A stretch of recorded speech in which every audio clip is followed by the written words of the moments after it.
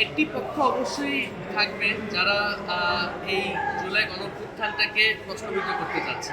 তারাই বিভিন্ন রকম ষড়যন্ত্রমূলক গুজব রটানো থেকে শুরু করে সব রকম চেষ্টা চালিয়ে যাচ্ছে এই আমাদের শহীদ এবং আহত ভাই বোনদের প্রশ্নবিদ্ধ এবং এই জুলাই গণঅভ্যুত্থানকে প্রশ্নবিদ্ধ করার জন্য।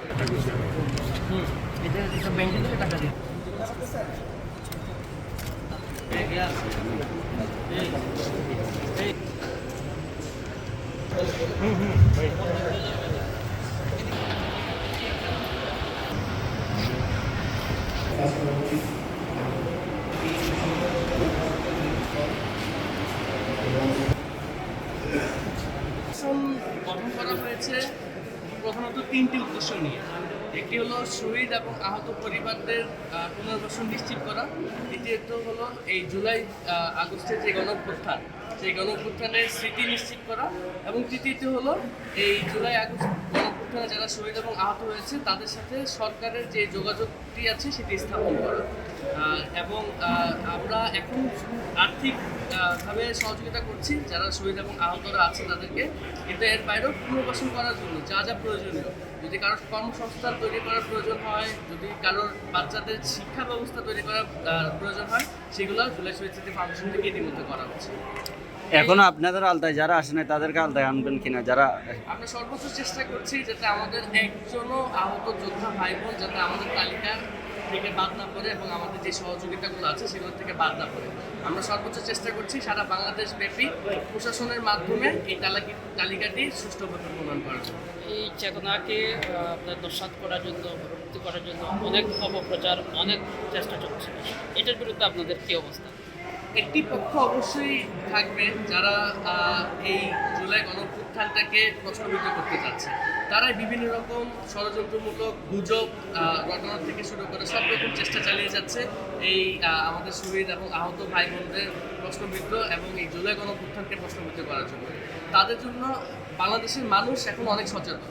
বাংলাদেশ মানুষ এসব গুজবে এখন আর বিশ্বাস করে না এবং বাংলাদেশ মানুষই তাদেরকে প্রত্যাখ্যান করছে।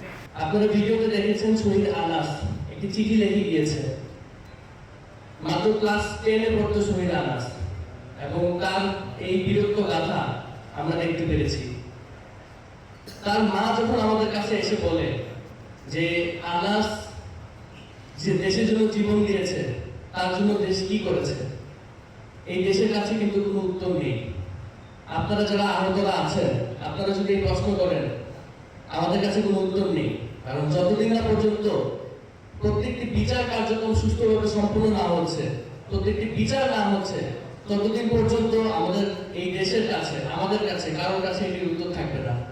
এবং এই বিচার প্রক্রিয়াতে যদি আমরা বিন্দুমাত্র কোনো রকম গাফিলতি দেখতে পারি, আমরা আবারও আবু সাঈদের মতন বুক চিতিয়ে মীর মুগ্ধের মতন পানি হাতে আমরা আবারও রাস্তায় নামবো এবং আমরা আবারও যুদ্ধ করব। আমাদের জন্য এই জুলাই আগস্ট যে যুদ্ধ শুরু হয়েছিল, সেই যুদ্ধ আমাদের জন্য এখনো শেষ হয়নি। আমরা এই যুদ্ধ চালিয়ে যাব যতদিন না পর্যন্ত আমরা এর বিচার দেখতে পাচ্ছি, যতদিন না পর্যন্ত এই গণঅভ্যুত্থানের যারা শহীদ এবং আহত পরিবাররা রয়েছে তারা সম্পূর্ণভাবে পুনর্বাসন হচ্ছে। আজকে যে সহযোগিতা আহত ভাইদেরকে আমাদেরকে দেওয়া হয়েছে, এটা আমাদের জন্য অনেক অনেক আর্থিকভাবে উপকার হয়েছে। কারণ আমাদের আজ পর্যন্ত আহত যেহেতু আমরা একটু সিরিয়াস আহত, আমাদের অনেক টাকা খরচ হতে পরিবারকে খরচ হচ্ছে। নেক্সট আরেকটা অপারেশন আছে, 3 লাখের একটা অপারেশন। তো সুতরাং আমাদের জন্য এটা অনেক একটা বড় উপকার। তো ভবিষ্যতে আমরা আশা করছি জেলা ফাউন্ডেশন আমাদের পাশে থাকবে।